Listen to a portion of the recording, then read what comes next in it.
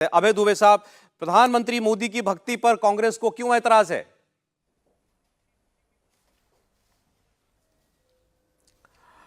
देखिए, प्रधानमंत्री जी को देश के लोगों ने किस भक्ति का दायित्व दिया था कि वो किसानों के जो चुनाव के पहले कहते थे कि समर्थन मूल्य मैं इस आधार पर निर्धारित करूंगा कि जो स्वामीनाथन कमीशन ने रिकमेंडेशन की, और वो तो ये कहते थे कि सीएसीपी बंद कमरे में नहीं कर सकता किसान साथियों, आप निर्धारित करेंगे कि आपका समर्थन मूल्य कैसा हो।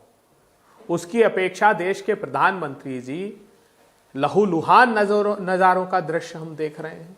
कील और कांटे आपने उनकी राहों में बिछा दिए, गाड़ियों से रौंद कर मार डाला गया प्रधानमंत्री जी, और आरोप आपके वरिष्ठ मंत्री के पुत्र पर है।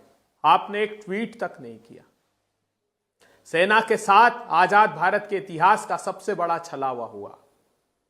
आपने अग्निवीर योजना में यह कहा कि हम लोग 30 साल से इस बात की कोशिश कर रहे थे, मगर जो थल सेना अध्यक्ष हाल ही में रिटायर हुए, उन्होंने अपनी पुस्तक में कहा, नरवरे साहब ने, कि सेना खुद इस बात से चौंक गई थी कि 4 साल में आप जवान सैनिकों को, युवा सैनिकों को रिटायर कर देंगे। कहां दर दर की ठोकरें खाते फिरेंगे। जो पहले सीडीएस हिंदुस्तान के थे आजाद भारत के बाद, उन्होंने अपने इंटरव्यू में कहा था कि वो चाहते हैं कि समय से पहले सैनिकों को रिटायर ना किया जाए।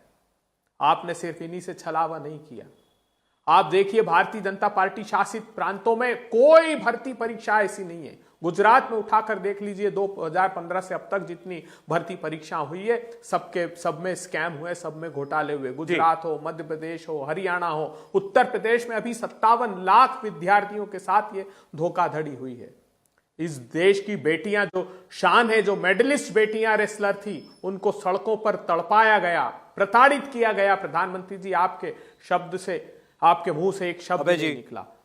चीन भारत की सीमा के अंदर घुसकर बैठा है और आपने क्लीन चिट दे दी। आपका मेंबर ऑफ पार्लियामेंट कह रहा है तापिर गांव, अरुणाचल प्रदेश में, कि अंदर तक घुसकर चीन की सेना हमारे नागरिकों का अपहरण। अच्छा, ठीक है अभय जी, मैं केवल इतना कहना चाहता हूं आपसे, ये सारी बातें जो आपने अभी कही हैं, इन सब बातों को कहने के लिए नरेंद्र मोदी जब द्वारका नगरी के दर्शन करने के लिए जा रहे थे, उस पर तंज करने की क्या जरूरत है कि समंदर में कालीन भैया?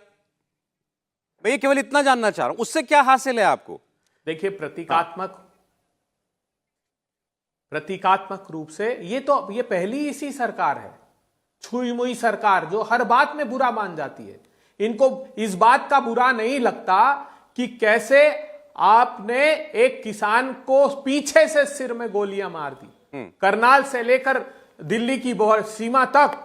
इस बात का जरा रंजगम नहीं होता। इस बात का रंजगम नहीं होता कि कश्मीर में वो माखनलाल बिंद्रू जो 90 के दशक में घाटी छोड़कर नहीं गए, उनकी हत्या कर दी गई।